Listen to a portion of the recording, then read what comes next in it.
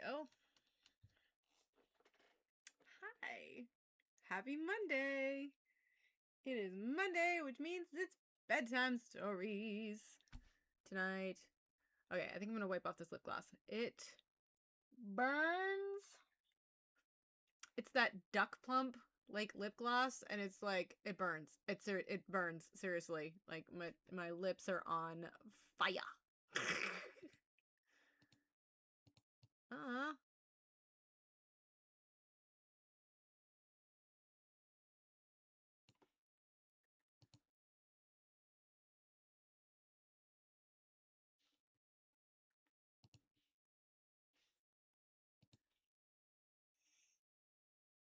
Yeah.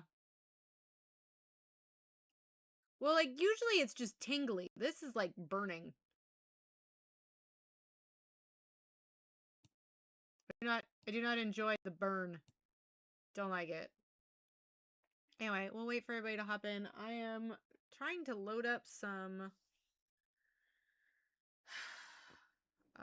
dragon eggs for printing. What do I have on there? White.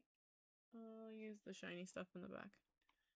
Hi Opus! What's going on with my hair there? That's weird. Ugh.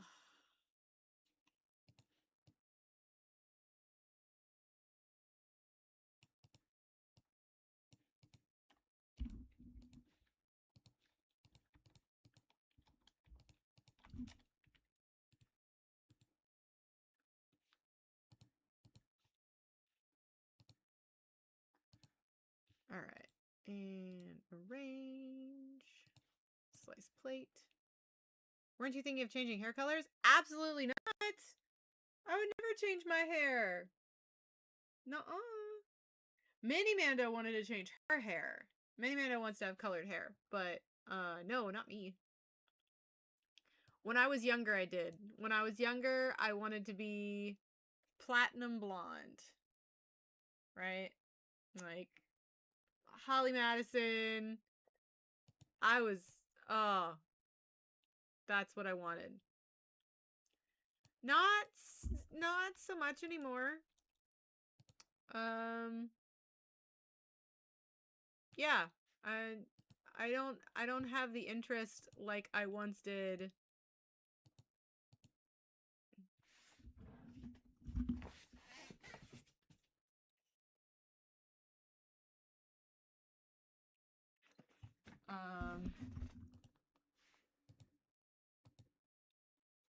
What is happening? My 3D printer won't connect. That's not good. I wish I could, Opus. I can't. I will not be able to see it. I don't even know if I'm gonna be able to see it opening weekend now. Happy birthday. I would love to. But I am gonna be in Atlanta for the Mando movie. I will not be home for the Mando movie. So Mini Mando has a taekwondo tournament that weekend in Atlanta. Well, it's not in Atlanta, it's north of Atlanta, but Atlanta-ish. Atlanta adjacent. But Mini Mando has a taekwondo tournament that weekend, so Friday we're gonna be driving down to the tournament, and then Saturday we're at the tournament, and then Sunday we're gonna do fun family stuff with Mando Dad and Tiny Mando and my baby cousin, who is coming too. Mainly because he wants to go to the Center for Puppetry Arts, and we're definitely going there because it's something that Mini Mando is super interested. So I wish I could. I wish I could come see the Mando movie with friends, but as it currently stands, I don't know if I'm gonna be able to see the Mando movie opening weekend. I honestly don't know when I'm gonna be able to see it, cause I have so that weekend I'll be in Atlanta for the tournament. The weekend after that I'll be at Disney. The weekend after that I'll be at the Virginia Ren Fair. The weekend after that, I'll be in California. Oh, it's gonna be bananas. Like this past weekend was like my absolute last time before I'm absolutely slammed. Like between no, I don't know. I'm not part of the Creed. I'm not a child of the watch. I'm just a Mandalorian. There's one of my helmets. There. That one. That's not my most recent helmet though. My most recent helmet is downstairs. Um Aw, thanks, Opus. Yeah. So I'll be in California in June and Georgia next month. And I just it's insanity. I mean, I just it's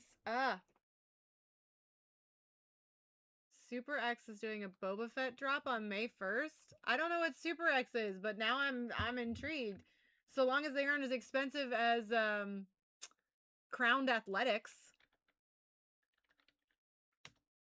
So I love Crowned Athletics. Love them. Their stuff so cute. However, their stuff is like super super expensive. Like I will spend money for Star Wars things, don't get me wrong. Like May 6th celebration tickets, I'm gonna try and get them. I don't even know how I'm gonna get to California. I'll make it work. But that being said, um $150 for a bra? Are you insane? No. I mean, their Padme collection is super cute, but I am not willing to spend that kind of money. Um so what is but I want to know ooh, I like the Boba Fett collection. That's sexy as hell. I want that shirt and shorts. I want the shirt and shorts. Seriously, I want that shirt and shorts.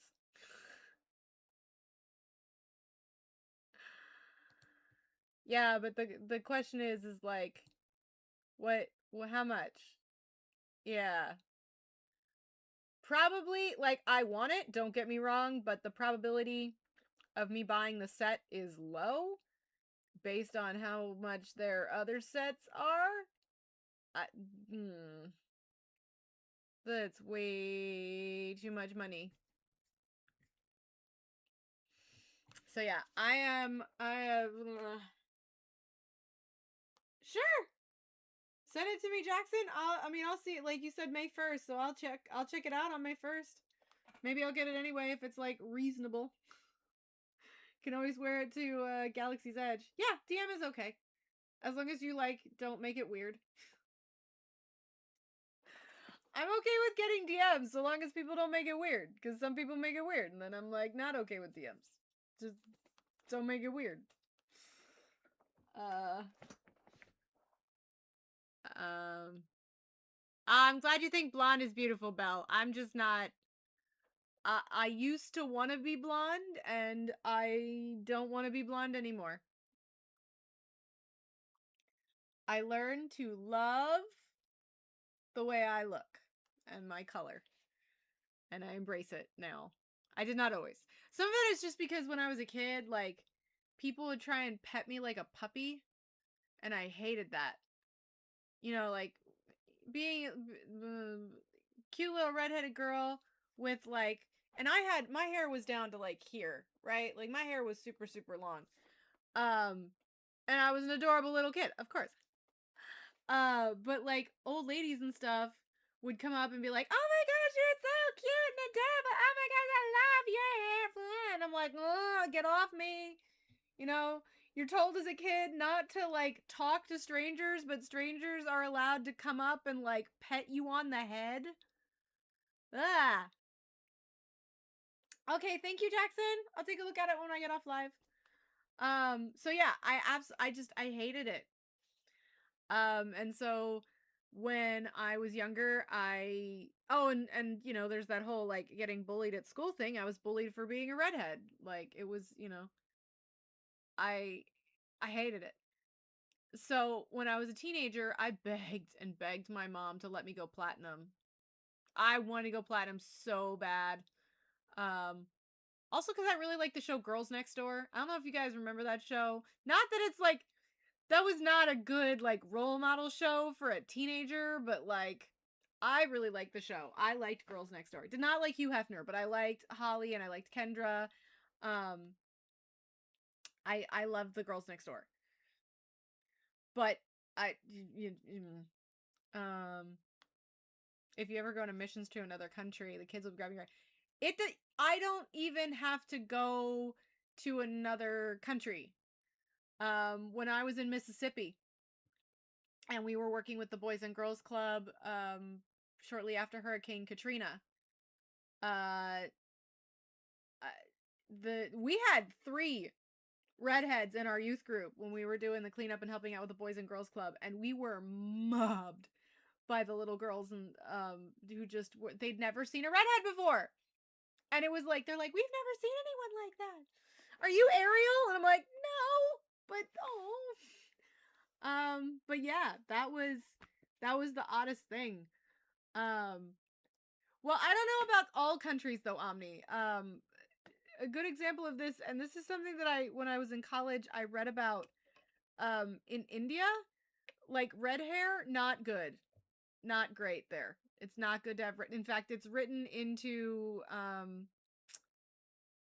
what is it? Is it the rules of Vishnu? There's like a whole ancient text about like the ideal woman that men should be looking to marry, and I think it's Vishnu, but I don't remember. Um but there's this whole thing about how you should not marry a woman with red hair. So there's like, do not marry a woman who's got excess body hair or is too skinny or is too fat or is not that is too weak and all these things.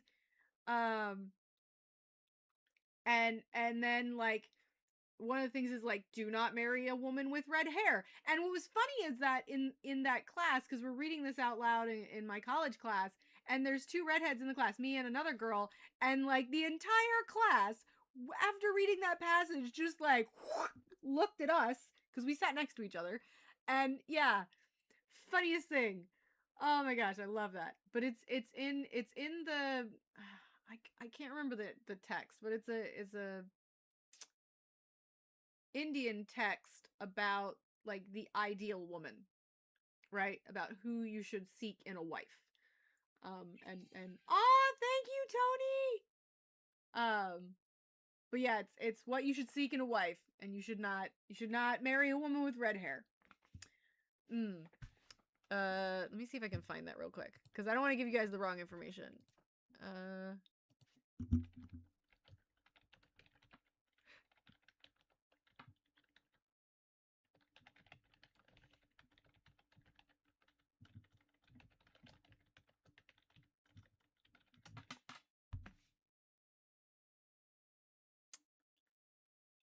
um Okay.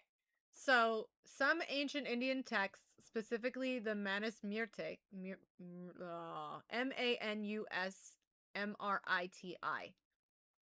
advise against marrying a woman with reddish hair along with other physical characteristics like excessive body hair or red eyes. These prescriptive texts, often viewed as ancient social guidelines, focused on specific physical traits, though such views are largely irrelevant in contemporary society. The prescription, it states that a man should not marry a woman with reddish hair, as well as those with excessive hair, no hair, or those prone to sickness.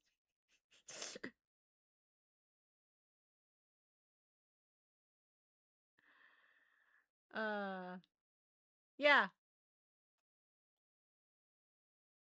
Well, red eyes would be like an albino, which uh, there are. If you, I mean, people with red eyes typically have albinism, and so like albinism can certainly present health issues. um which is probably why it's written in the text that way, but no, like no red hair. Maybe it's because like it's very sunny there and redheads in sunny places don't do well. We have a tendency to burn to a crisp. Maybe that's it. I don't know. I'm just reading you what's in the text. That's what the ancient texts say. Do not marry a woman with red hair.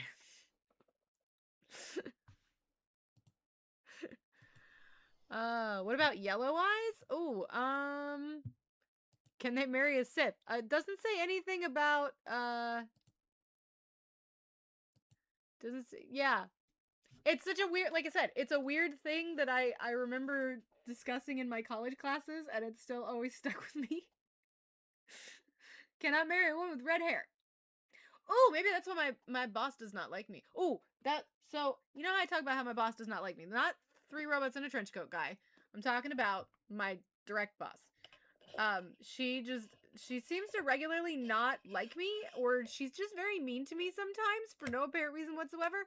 She's been nice to me. And it's been really weird. She told me she never tells you did a good job.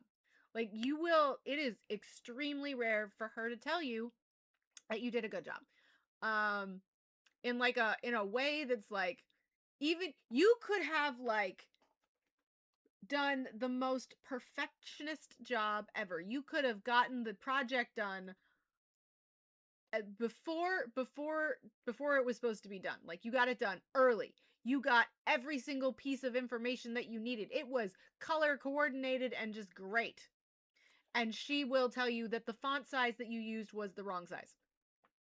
And you are horrible for not using the right size font. Yes, I have been yelled at for incorrect font size in an email. Mm-hmm. Is she older than you? Yes, by like, I assume at least 10 years? I don't know. I think she's in her 50s. I think. I don't know. I've never asked. I feel like that's like a rude question. But yeah, she's in her 50s. I would say mid to late 50s is my guess. She's not, I don't think she's older than that. That or she's got an excellent skincare routine. Um, but yeah, she's not nice. And it's not just me. She's not nice to everybody on our team. Um, and well, it's the older woman, younger woman dynamic, which I do know is a problem. But she is also we are from different cultures. So I think that also presents some different issues. Um, we definitely have a different cultural outlook on life. Which I think is the correct way to say that. I don't know how else to say that without sounding awful. And it's not, I'm not saying that to be like mean, but there are definitely some cultural differences between her and me when it comes to doing work. Yeah. Well, it depends. Like, I feel like um millennials, Gen X is kind of hit or miss, but like millennials and younger, I feel like that competition aspect between women is kind of diminishing, and we're millennial women are more about like working together to rise up than like compete, or at least that's what I found. Um, I don't know if it's that, Belle. I mean, I suppose it could be. Um, for the longest time, I have been the only white girl on the team. I've been the only other girl on the team, if I'm being honest. I'm the only other girl. So, I don't know. I have no idea. But she's been nice lately. Like, really nice. Like, I don't know.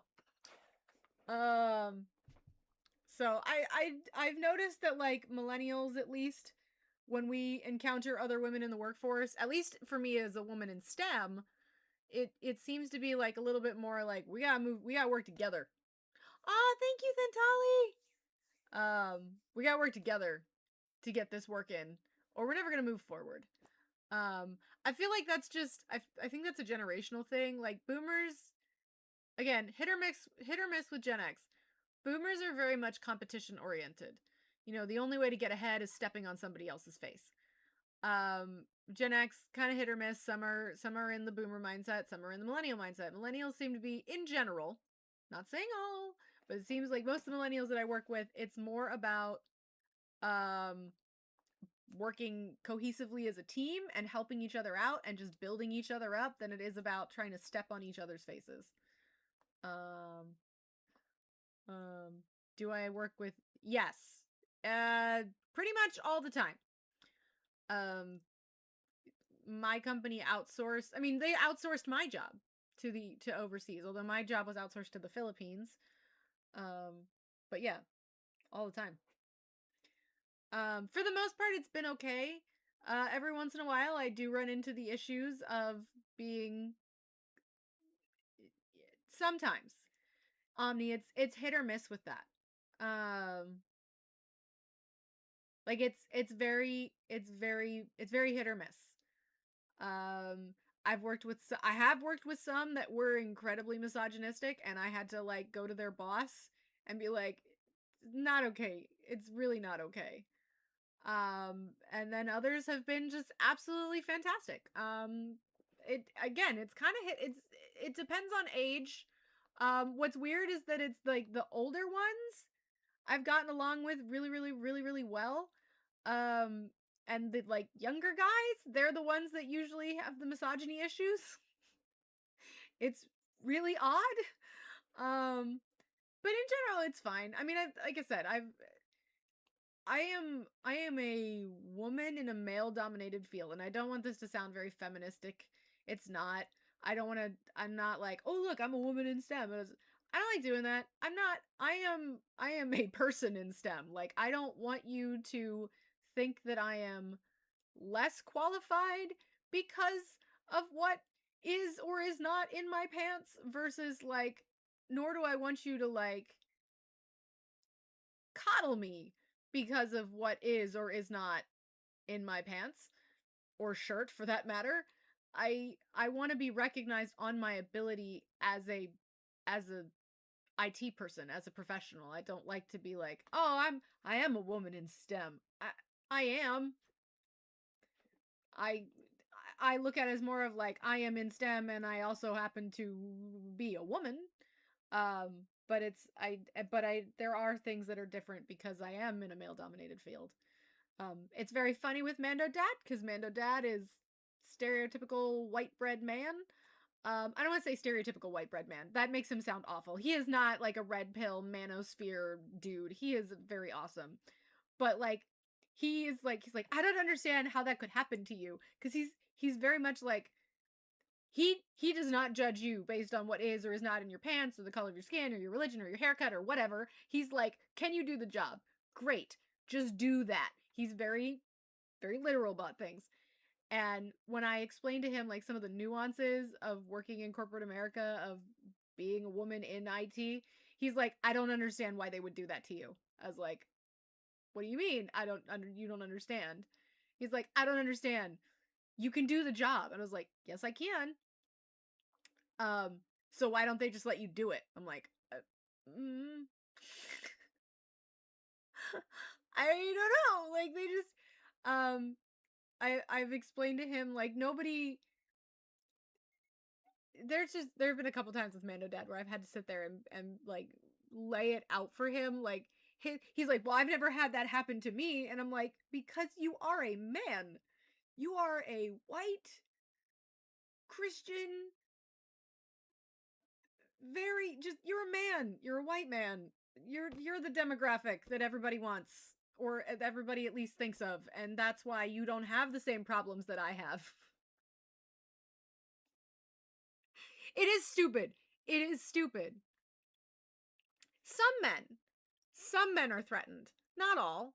Some men are. Again, Mando Dad, he's like, if a woman can do better than me, let her do the job. Fine. She's better at it than me. Why would I tell her that she's not good? Just to get her to back off. Like he looks at it very literally.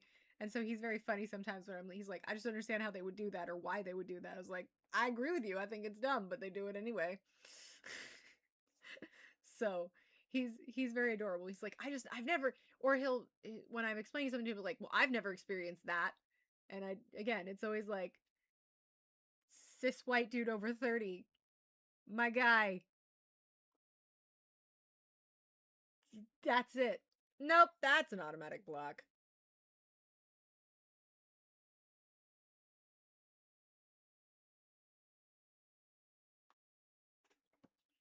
Um, I'm not gonna talk about that, Belle. I would. I would. I feel like I should. I should talk about that, but I'm not gonna talk about that one. Um, yeah. Uh there's so much about what happened this weekend that we're not gonna go over that one. Mm-mm. And that's not my wish, by the way. It's not my wish.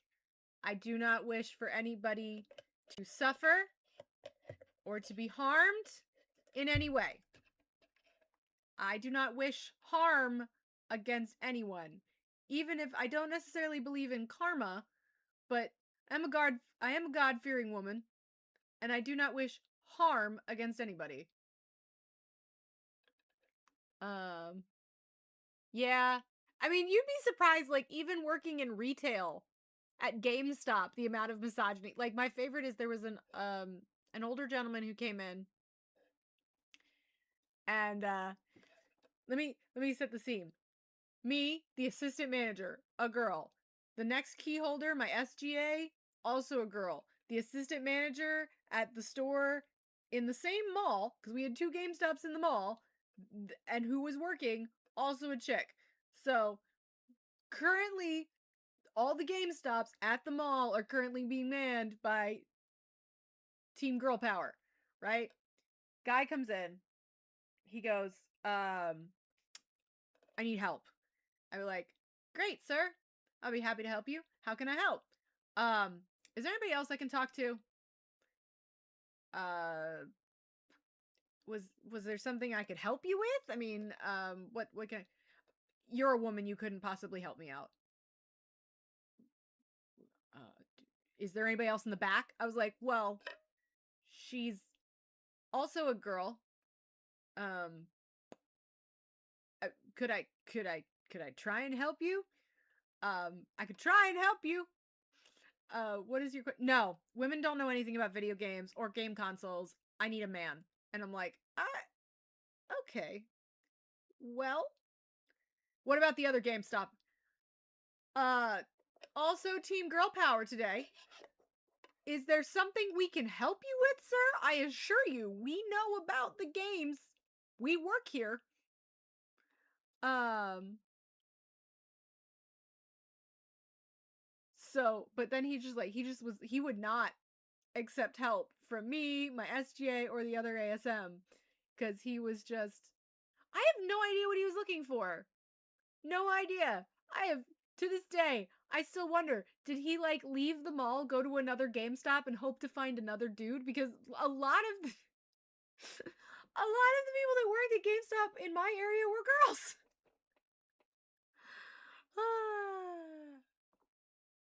Yeah.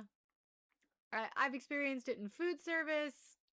I've experienced it in hospitality. I've experienced it in GameStop. I've experienced it in IT. People suck. And it's not just for men either. I've experienced it at the hands of women as well. Um because they did not think that I as a woman could have the same abilities as my male coworkers. Um I just I, it was awful. It's been awful. Like it you just kind of like got to get used to. You just got to let it roll off your back though. You can't let it bother you. You just can't. Um it's some of it is like I guess I have a little bit more compassion with it cuz I've grown up with it so much. Like I've gotten so used to it that I just kind of am like stupid people are going to be stupid. I can't all I can do is do my best. I'm not going to convince them. I'm never going to convince them. All I know is I have to know that I did my best. So long as I did my best, the only person I have to worry about and look in the mirror and explain myself to is me. So I'm gonna do my best. And you are right, Matthew Skywalker. GameStop customers are absolutely terrible. If you ever watch any of the videos about what it's like working in GameStop, particularly in back in the day, the GameStop experience now is not the same. But GameStop experience like PlayStation 3, PlayStation 4 era, oh my gosh. They are all correct. Every single sketch is 100% what it is like working in a GameStop. Okay? It is what from the people that are very stinky and disgusting to like guys absolutely I'm like 99% sure mm, while they're there because they found out there was a girl working there. Mhm. Mhm. I had a stalker when I worked at GameStop. He was a customer who wanted to go out with me, and I told him no because just a long list of reasons. And he did not want to take no for an answer. Mm-hmm. Mm-hmm. For a while there, I would not, I had a tendency to not want to walk to my car at night because I was a manager, so I had to close. And usually, like, some of the, like, more chill GAs, um, would if they would like log off and then they would hang out while I like counted down the cash register and did the night deposit to walk me to my car. Just because I did not feel comfortable walking to my car alone at the mall late at night. Just because I didn't want to get attacked. And like I said, I had stalkers.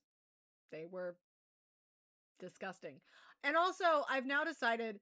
Okay, we've all seen the movie Waiting, right? You've seen the movie Waiting. Great movie, love it. I really want to see the same sort of premise of a show, but working at a mall. Particularly like working in a mall, late 90s, early 2000s.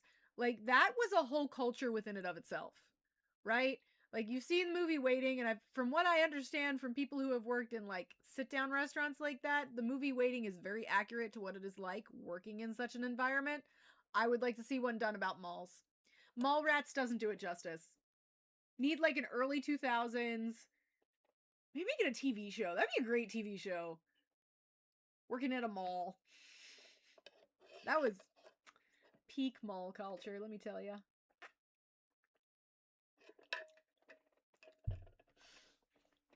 All right. We have 2 chapters to read. Which by the way, my books shipped. So, my Padme books should be here by next week.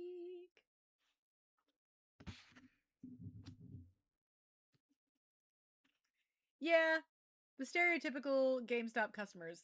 Although I would say this, my favorite part about my job, and probably the same part about that I love about my job now is when I get the permission to be mean in customer service. When you get the snot-nosed teenager who's being an absolute nightmare in your store, messing everything up, and just being in total little to you and your coworkers, when he comes up and asks for a rated M game, and he's only 12, and you can't sell games to 12 M rated games to 12-year-olds. And then you get to tell him with a big old smile on your face, no, sir, you cannot have that game. And then they throw a hissy fit on the floor.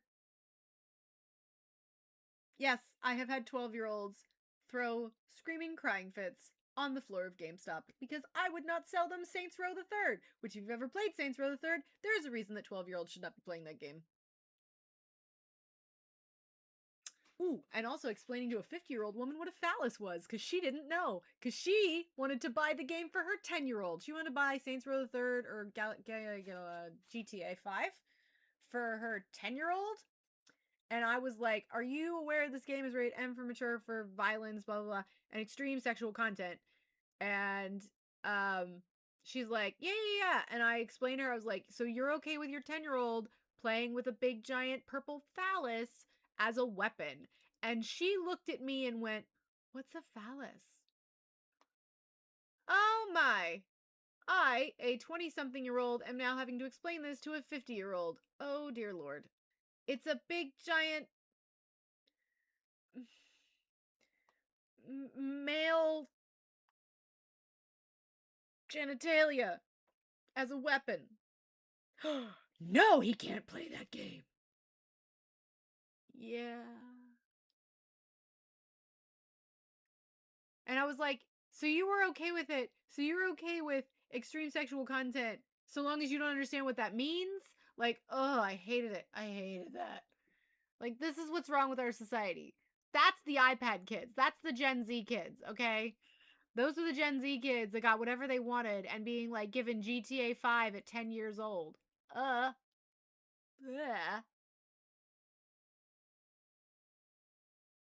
Yeah, but I feel like the comic shop and GameStop Venn diagram is kind of a circle. Pretty sure they're I used to play Magic of the Gathering. Ooh, that sounds awful, Tony. I mean, I used to play Magic of the Gathering. Talk about being the only girl. Ick. Just ick. And where did the magic gather? 6 feet. Well, it was called 6 feet under games. They're gone now. At least I think they're gone. There were a couple card shops that I played with in Pennsylvania. I don't think any of them are still around. What are we reading? We are reading Maul Lockdown. We are almost done. And then once we finish this book, we are going to read The Queen's Peril, which is not technically the next book in the Legends timeline, but it is sort of the next book in the Star Wars timeline.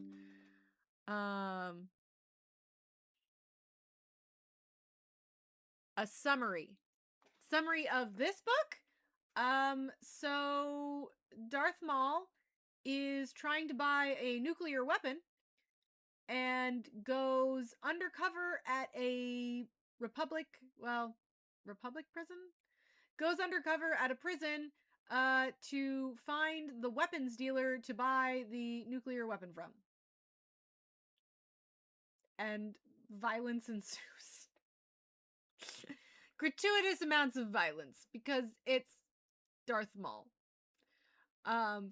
This book is written by the same author who wrote the Star Wars book Death Troopers, which is Night of the Living Dead Star Wars. So he's very good at describing the gore. So yeah, lots of blood, violence, just in general, all sorts of fun things. There's am I angry? Oh, I'm not angry. No, I had a good day. I had a great day. My boss who hates me told me she liked the work that I did. I don't even know what's going on. Like, down is up, dogs and cats living together, mass hysteria. After she told me that I did a good job and she liked my work and then gave me an award, I was like, I called my work husband and went, did hell freeze over? Because something weird is happening. And guys, don't forget, my work husband is gay. Do I know who voices Maul? No.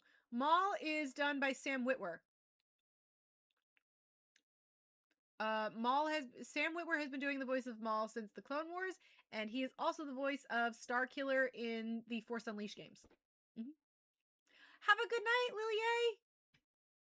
All right. Chapter 62, which is a very short chapter. It is that. Ready appliance. Warden, they've breached the hangar containment. Siddiqui glanced up from the medbay support console to the guard whose name she couldn't recall at the moment. Stretching the mechanized orthoprosthesis that the GH7 has finished stat grafting onto her ankle, she winced with pain. The initial round of medication was already wearing off. But that was good. She could feel her mind clearing. How many are there?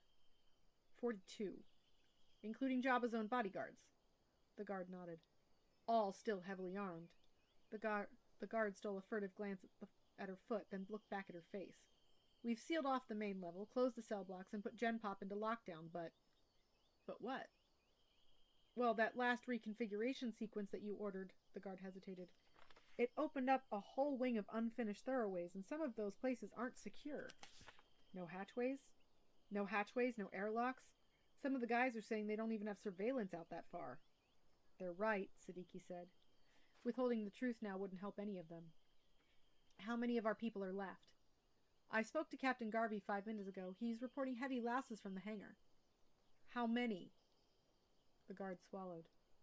36 guards that we know of, maybe more if they haven't had a chance to respond. His face became pale, and we're running low on firepower. Where's my brother? Nobody's seen him for several hours. Get a search party together. Siddiqui rose to her feet. Contact me as soon as you find him. Warden, where are you going? Get the escape pod ready, she said. Tell him that I'll meet him there. Oh, the warden's gonna run away. Chapter 63. Sojourn. Your delivery has been received, 114D said. Now remember, who owns 114D? We read that book already. Does anybody remember who owns 114D?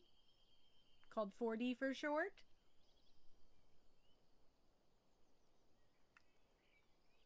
Anybody? Bueller? No? Probably not. That book was a while ago. It's up there, though.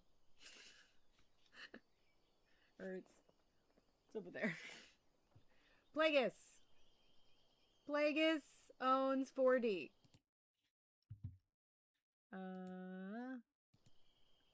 It keeps clicking out of Streamlabs. Hang on. There we go.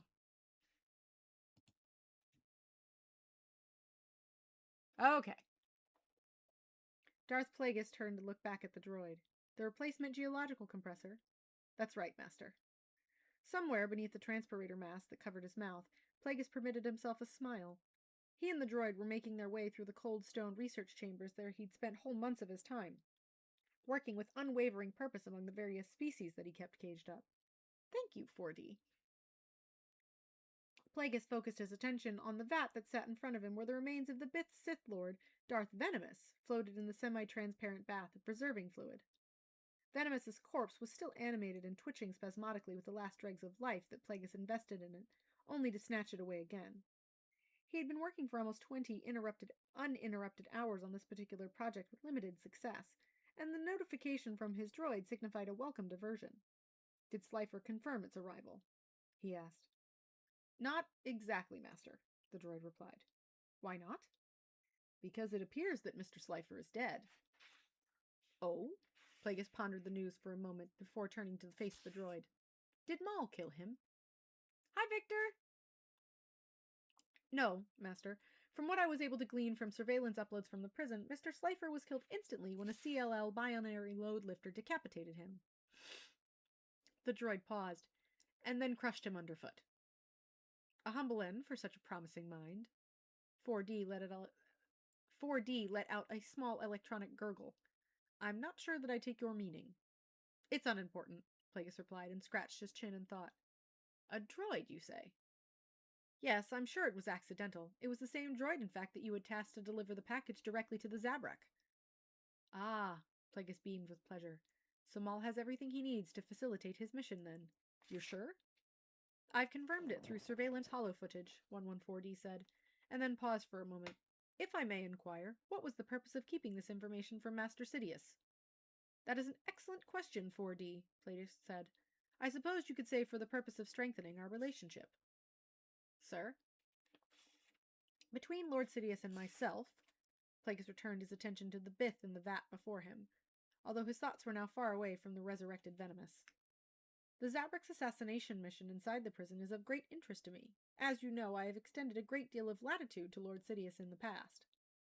Reaching out with the dark side, Plagueis watched in a distracted way as Venomous's lifeless face stirred in vicious chemical soup, one eye opening and rolling up to gaze at him. Then he continued. Especially now, as we approach the pivotal moment in our plans for Palpatine's impending chancellorship. I find his increasing tendency towards self-reliance to be disturbing. Of course, the time will come when I will let him know that I was the one who provided Aram Radiq with a fully functional geological compressor that he needed, and thus allowed Maul to complete his mission. But the moment of revelation is not yet ripe.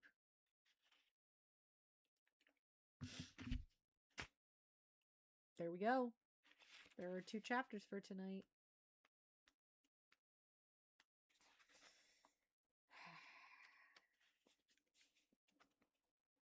Getting there. So, Plagueis is still pulling the strings. I know it is too short, but we also talked for a long time, and I do need to go to bed because I have to go charge the car tomorrow.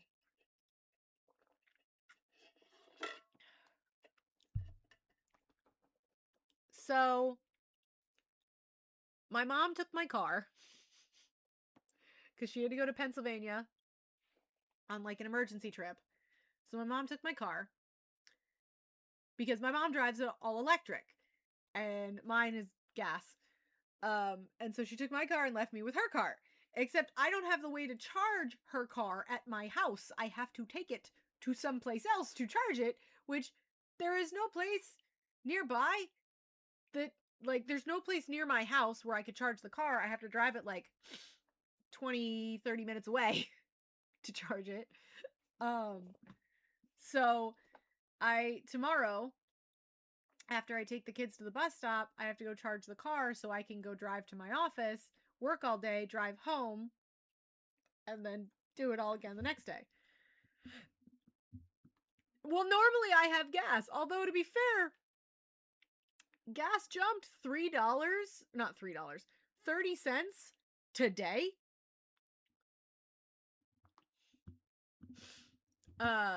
So yeah. Yeah, the gas jumped 30 cents from the time I took the kids to the bus stop to the time I went to after work. So, I'm kind of glad I don't have my gas powered car right now. Because you guys have to imagine, like, I don't have a big car. The joke, my car is called the tuna can for a reason. It is a tiny subcompact car. Tiny thing. And right now, with the cost of gas, it would be $42 to fill up my tank. For my tiny, subcompact, a strong wind could blow it off the road car. It's insane. Absolutely insane. Oh my goodness gracious.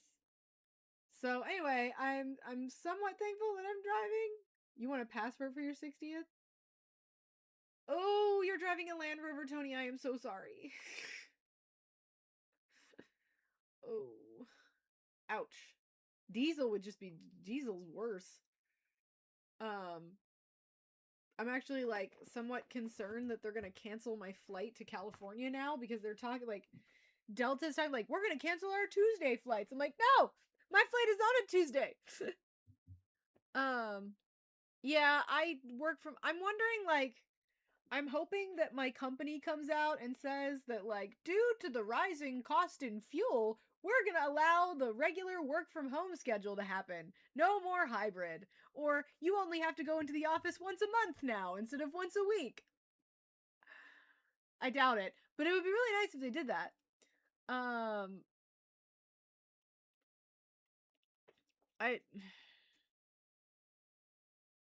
mean, depending on how much it's going to, I mean, if it's going to cost me $160 a month to fill up my car or more, oh, side note though, guys, if you're like, okay, some people have been saying that the gas is not lasting as long as it normally does. Like people are thinking that the gas is being watered down. I don't think that that's happening, but I do notice that like when I get gas at 7-Eleven or Shell, it does not last me as long as when I get gas at Costco. So, if you guys have a Costco membership, get some Costco. Get Costco gas. I would tell you that Costco gas seems to last me longer in my car than 7-Eleven gas does or Wawa gas. So, just a side note. Shameless plug for Costco. I love Costco. Um I love Costco. I I love them. Yeah, but there are additives. Like every single gas brand adds their own additives. So, I don't know what additives everybody else is adding, so. Anyway, I am sleepy. I am gonna go to bed.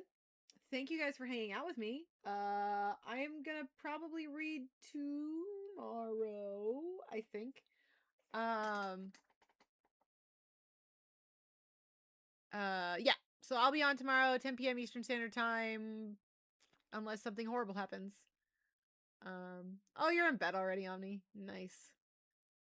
So have a nice night, y'all. I will see you guys later.